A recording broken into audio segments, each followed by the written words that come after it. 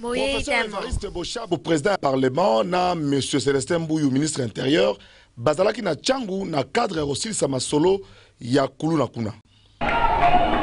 Ministre de l'Intérieur Célestin Mbouyou a koti masolo ya bana ya Kuluna, elongo na président ya Assemblée nationale Évariste Boshab, ba député nationaux, mpe mama bourgmestre ya commune Masina, bazalaki na kati ya district ya Tsangu, pona kopesa ba brevet de participation, et pas ya bano yo bazalaki kosala mosala ya Kuluna. Na suka ya formation oyo honorable député national Pacho Panda asalisaki. Et salemaki ndenge nini?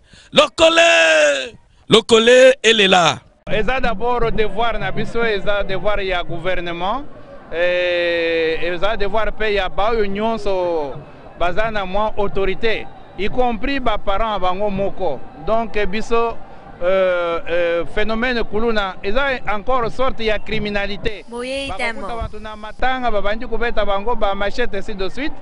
Donc toza décidé pour que makambo wana phénomène kuluna esila yango wana phénomène kuluna ezala na Kinshasa ezala wapi biso toza kaka debout, il faut kaka tosi sango. Papa Célestin Mbouyou tondimeli yo ya solo au prouver que oyibi mosala. Voilà pourquoi chef de l'État a sala yo confiance.